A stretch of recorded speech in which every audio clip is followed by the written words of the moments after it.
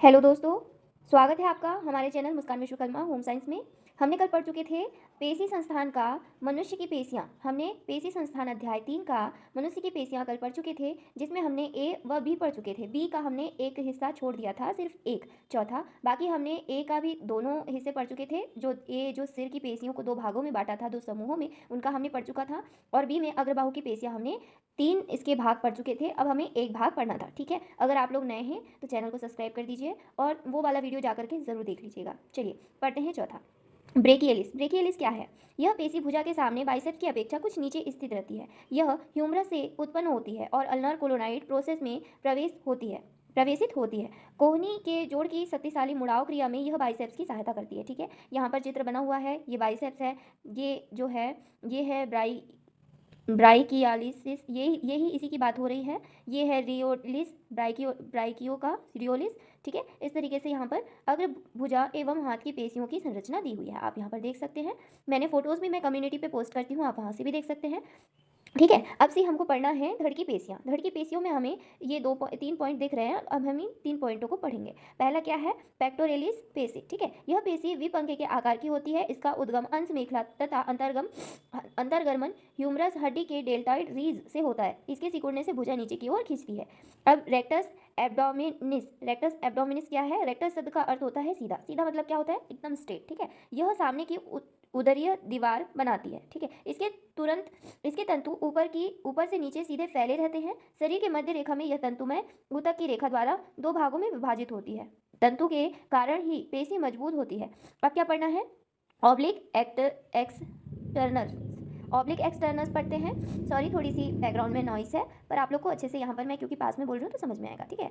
तीसरा क्या है? ऑब्लिक एक्सटर्नस, ठीक है। यह पेशी एक चौड़ी पट्टी के समान पट्टी के रूप में होती है और शरीर के दोनों ओर पार्श्व तलों पर स्थित होती है, ठीक है।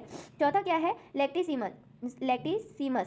देखिए इसमें भी 4 पॉइंट्स है। Dorsi, latissimus dorsi. यह पेशी त्रिकोणाकार होती है। यह धड़ के अग्र पृष्ठ पर स्थित होती है। इसके सिकुड़ने से भुजा पीछे की ओर खींचती है, ठीक है। लैक्टिसिमस जो है, इसके सिकुड़ने से क्या होती है? भुजाएं सिकुड़ती है, पीछे की ओर खींच जाती है, ठीक है। सिकुड़ने से खींच जाती है। डी क्या है? पैर की पेशियाँ। डी क्या है? पैर की पेशियाँ। पहले ए में हमने क्या पढ़ा? सिर की पेशियाँ। बी में हमने क्या पढ़ा? अग्रबाहु की पेशियाँ। और सी में क्या पढ़ा? धड़ की पेशियाँ। अब हम क्या पढ़ रहे हैं? पैर की पेशियाँ। पैर की पेशियों में क्या क्या आ रहा है? साइटोरियस, ठीक है, साइटोरियस और ट्राइसेप्स फीमोरिस, ठीक है। अभी हम पहले पढ़ लेते हैं सार्टोरियस के बारे में। सार्टोरियस या टेलर पेशी, यह पेशी जांघ के सामने से होकर घुटने के अंदर तक फैली रहती है।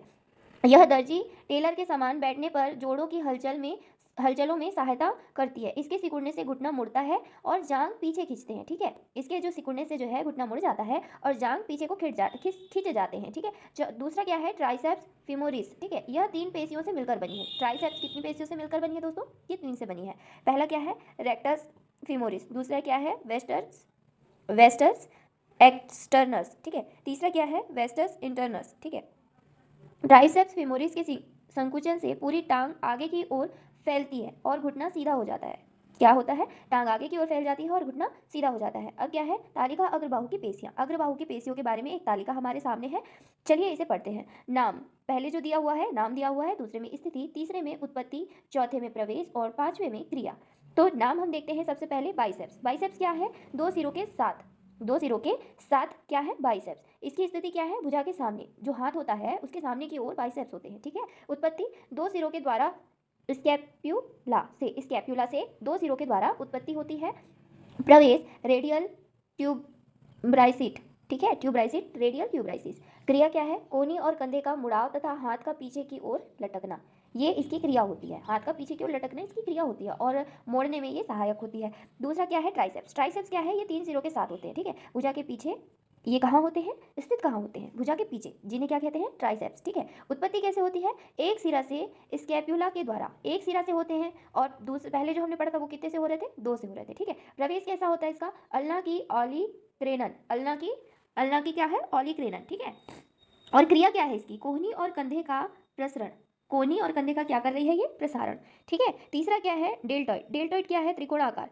कैसा है डेल्टॉइड? त्रिकोणाकार का होता है, ठीक है। कहाँ स्थित होता है? स्कंद भरण के समान कंधे के ऊपर। स्कंद भरण के समान कहाँ होता है? कंधे के ऊपर। उत्पत्ति कैसे होती है?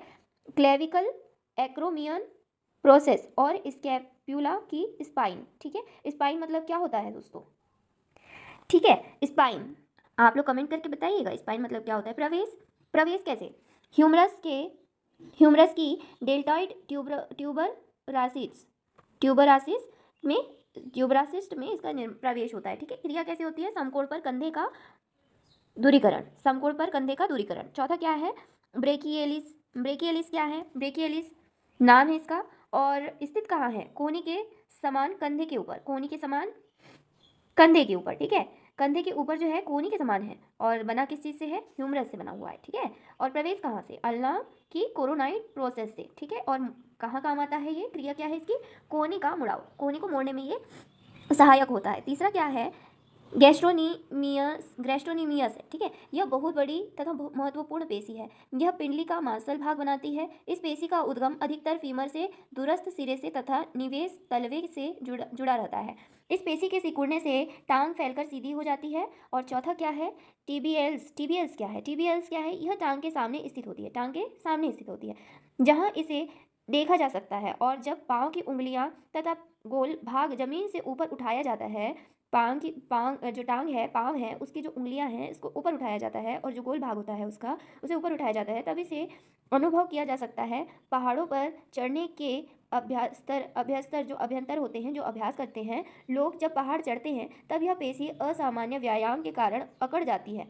अकड़ना मतलब क्या होता है? ऐसी वो कड़ी सी हो जाती है, उसे अकड़ना कहते हैं। मोड़ने नहीं देती है, दर्द होती है ना, उसे अकड़ना कहते हैं। जब पाँव के गोल भाग को जमीन से ऊपर उठाया जाता है तब इसका टेंडन आसानी से देखा जा सकता है। क्या देखा जा सकता है? टेंडन। ठीक है, और अनुभव किया जा सकता है। यह पेशी पाँव को अंदर की ओर घुमाती है। शरीर की कुछ ऐसी क्रियाएं हैं जिनके करने से एक ही साथ अनेक स्नायुओं को कार्य करना पड़ता है। बहुत सारी क्रियाएं ऐसी होती हैं जिसमें हमें एक काम तो करना है, लेकिन उसके साथ हमारे शरीर के बहुत सारे स्नायु तंत्र जो होते हैं वो सहायता करते हैं। ठीक है, यही कहा गया है। तो पहला क्या है? खड़े होने की क्रिया। इस क्रिया में, ये क्रिया बहुत छोटी है पर हमें बहुत सारे स्नायुओं की इसमें सहायता की जरूरत पड़ती है। इस क्रिया में शरीर को सीधा रखने के लिए एक साथ अनेक स्नायुओं को कार्य करना पड़ता है। हमारे खड़े होने पर पृष्ठ भाग के स्नायु हमें पीछे की ओर खींचते हैं। ठीक है, हम जब खड़े होते हैं तो हमारे पृष्ठ भाग के जो पहले के हिस्से के जो स्नायु तंत्र होते हैं वो हमें पीछे की ओर खींचते हैं और उधर स्नायु उसे आगे की ओर संभाले रखते हैं। देखिए, बैलेंसिंग का बता रहा है, ये बहुत जरूरी चीज़ है, बहुत अच्छे से पढ़िए। ठीक है, जांग से स्नायु पाँव को आगे की ओर खींचते हैं। जो जांग है उससे स्नायु जो है उसको आगे की ओर खींचते हैं। किसको? पाँव को खींचते हैं। ठीक है, और उसी समय पिंडली के स्नायु उसे पीछे की ओर खींचती हैं। कैसे खींचती है? पीछे की ओर। कहाँ की? पिंडली की। पिंडली कहाँ होता है? एड़ी के ऊपर का जो हिस्सा होता है उसे क्या कहते हैं? पिंडली कहते हैं। टखने की संधि उसे सीधा रखकर आगे की ओर गिरने से बचाती है। टखना क्या है भाई? टखना एड़ी वाला हिस्सा कहलाता है। जो एड़ी में स्थित होता है उसे टखना कहते हैं। और टखना क्या करती है? टखने की संधि उसे सीधा रखकर आगे की ओर गिरने से बचाती है। संधि का मतलब आप लोग जानते हैं? संधि मैंने आप लोग को पहले पढ़ाया है। पहले का वीडियो अगर आपने देखा होगा तो आप लोग को पता होगा संधि क्या है। अगर नहीं पता तो जाकर के वीडियो देखिए जो मैंने जिसमें अस्थि पढ़ाया है, अस्थि संस्थान जिस वीडियो में पढ़ाया है उसमें जाकर देखिए। संधि बहुत ज़्यादा इंपॉर्टेंट है, आप लोग के क्वेश्चन में जरूर, पेपर में जरूर पूछेगा। ग्रीवा के स्नायु शरीर को सीधा रखते हैं। ग्रीवा के स्नायु शरीर को सीधा रखते हैं। बैलेंस बनाने का काम हो रहा है, यहाँ पर बहुत बड़ा काम हो रहा है। ठीक है, इस प्रकार खड़े होने की क्रिया में एक साथ अनेक स्नायु को कार्य करना पड़ता है ना। खड़े होने की क्रिया कितनी छोटी सी है लेकिन उसके साथ में बहुत सारे स्नायु काम करते हैं। इसमें जो छोटा बच्चा होता है उसे अपनी स्नायु को प्रैक्टिस करवाने के लिए कितनी बार प्रैक्टिस करना पड़ता है, कितनी बार खड़े होना पड़ता है, कितनी बार गिरना पड़ता है ना। इसीलिए यह क्रिया अधिक देर तक होने से हम थक जाते हैं। ठीक है, बहुत बार जब हम खड़े होते हैं, बहुत बार चलते हैं, खड़े ही रहते हैं तो हम थक जाते हैं ना, क्योंकि बहुत सारे स्नायु काम करते हैं। अब दूसरा क्या है? चलने की क्रिया। चलने की क्रिया जिसमें हम एक पैर आगे करते हैं फिर दूसरा पैर आगे करते हैं, उसे क्या कहते हैं? चलने की क्रिया। इसमें भी हमारे बहुत सारे स्नायु साथ में काम करते हैं ना। चलिए देखते हैं चलने की क्रिया में कैसे और कौन कौन से स्नायु काम करते हैं। इस क्रिया में शरीर को पूरा अदल बदल करके बाएं और दाएं पांव पर रखा जाता है ना। आप लोग तो जानते हैं चलने की क्रिया कैसी होती है क्योंकि सभी लोग चलते ही होंगे ना। तो एक पांव आगे बढ़ाकर जमीन पर पड़ते ही पिछला पांव ही की पिंडलियों के स्नायुओं का अंकुचन होता है। अंकुचन और प्रसारण। अंकुचन क्या होता है? सिकुड़ना। और प्रसारण क्या होता है? फैलना, है ना। बोलने से ही हमें समझ में आ रहा है, अंकुचन मतलब सिकुड़ना और प्रसारण मतलब फैलाना। ठीक है, पिंडली के स्नायु, पिंडली मैंने आपको पहले बता दी हूँ, उसके जो स्नायु होते हैं वो अंकुचन होता है। ठीक है, उसमें अंकुचन होता है जिसके संपूर्ण शरीर पिछले पाँव के पंजे पर सीधा साधा जाता है, ठीक है, जिससे संपूर्ण शरीर पिछले पाँव के पंजे पर साधा जाता है। मतलब पिछले पाँव का जो पंजा है उसमें पूरा प्रेशर, पूरा जिसमें हमारी जो वजन है वो दे दिया जाता है, जिससे वो संभालता है, ठीक है। अंकुजन मतलब सिकुड़ जाता है, पिछले पाँव का जो वो है पिंडली का ऊपर का स्नायु वो सिकुड़ जाता है और पूरा शरीर का वजन पिछला पैर का पंजा उठा लेता है। फिर पिछला पाँव भी सीधा होकर शरीर का भार आगे अगले पाँव पर आ जाता है। देखिए ये क्रिया बहुत, शरीर कितना इसमें अपने आप को इन्वॉल्व कर रहा है और कितने ध्यान से वो इस काम को करता है। वो पूरा शरीर बैलेंस पहले पैर में देगा, जब उसको दूसरा पैर आगे करना होगा, जब उसको दूसरा पैर आगे करना होगा तो मतलब पिछला पैर आगे करना होगा तो पीछे वाले पैर को पूरा देगा, है ना। और क्या है, पिछला पाँव आगे की ओर रखा जाता है। इस प्रकार प्रत्येक पाँव के स्नायुओं का अंकुचन क्रम से होकर एक के बाद एक पाँव आगे बढ़ते जाते हैं। इस क्रिया को चलना कहते हैं। देखिए कितना सेंसिटिव काम है ना चलना। दौड़ने की क्रिया चलने की क्रिया के समान ही होती है। दौड़ने की क्रिया में हमारी गति थोड़ी बढ़ जाती है, लेकिन वो भी चलने के समान ही होती है। कैसी होती है? चलने के समान ही होती है। अंतर केवल इतना है कि ऊपर वर्णन की हुई क्रिया अत्यंत शीघ्रतापूर्ण हो संपादित की जाती है। दौड़ने की क्रिया में अनेक स्नायुओं को एक साथ काम करना पड़ता है ना। दौड़ने की क्रिया में बहुत सारे स्नायुओं को एक साथ काम करना पड़ता है। इस प्रकार हमारे शरीर के लिए हमारे स्नायु अत्यंत उपयोगी हैं, है ना। हमारे शरीर के लिए जो है हमारे स्नायु बहुत ज़रूरी है। अगर वो ना होंगे तो हम कैसे अपने कामों को पूरा कर पाएंगे, ठीक है। पाँव में कांटा चुभते ही नाड़ी तंतु द्वारा कांटा चुभने की खबर मस्तिष्क को पहुंचती है, ठीक है, जिससे मस्तिष्क तुरंत एड़ी के स्नायुओं को नाड़ी तंतुओं द्वारा पांव उठाने की आज्ञा भेजता है और शीघ्र ही हमारा पांव उठ जाता है। स्नायुओं की उपयोगिता देखते हुए ये बहुत ही ज़रूरी है कि हम अपने स्नायुओं को दृढ़ तथा मजबूत बनाकर रखें, ठीक है। अतः इसके लिए निरंतर व्यायाम करते रहना चाहिए।